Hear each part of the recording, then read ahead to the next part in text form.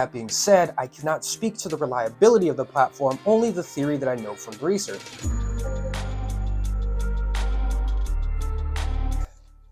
Welcome back to the channel, friends, foes, and those yet to be determined. Today, what we're going to go over is my rifle.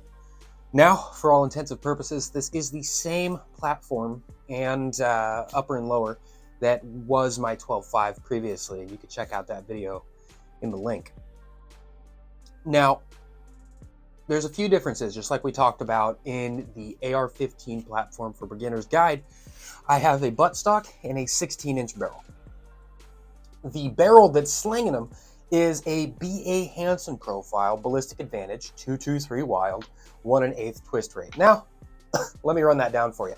The B.A. Hansen barrel is a nice middle ground between a bull and a pencil barrel. A 1 1/8 twist rate, a 1 1/8 twist rate is one full rotation of the round per 8 inches in the barrel.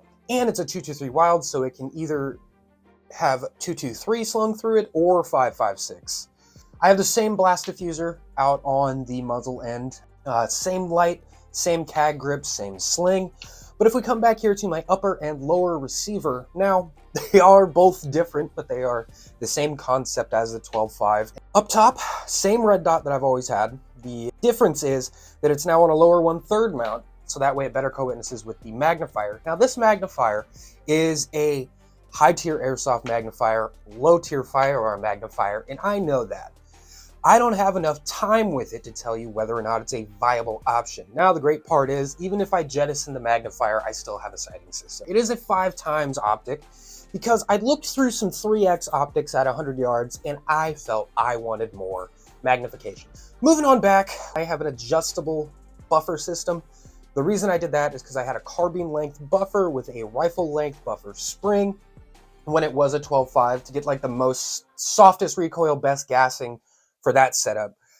Moving on from there, we have the BCM Mod 0 stock. And with the increased profile and weight, I also have a larger pistol grip than I used to. And here, instead of a regular bad lever, I now have a Phase 5 tactical one-piece bad lever because I was having issues with the screw coming loose on my bad lever.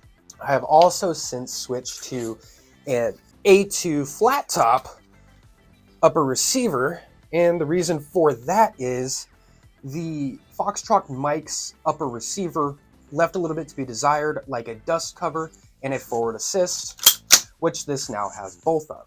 But with all that being said, the increased capability of this rifle, the better twist rate to better stabilize at longer range, the 5x magnifier is all just theory at the moment, because I will come clean with you, I have only just put this together in its current configuration.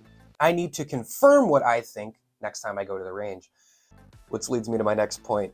The most important thing you can do as a gun owner is get training. Stay accountable, stay reasonable, and just understand the tool that you're using.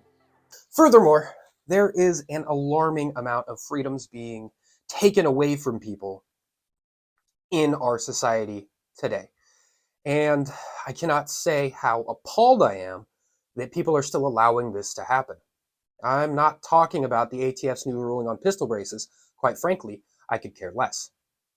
They just gave me an excuse to make a longer range setup that I already wanted in the first place. So, what I'm talking about is what's happening to trans and queer rights in a lot of the Midwest and South. Tennessee just passed a law that gender-affirming care is illegal, essentially. I'll leave resources in the description below for you to get a better idea of what that means. When I tell you this is the most disgusting government overreach I have ever heard of in my whole damn near 30 years of being alive, it is about as true of a statement as I can make. In addition to that, we have things like Cop City going up, where they're sending police to better be militarized within. There's no reason that cops without ROEs are supposed to be good at taking down civilians. That's not their fucking job. Their job is to enforce the law.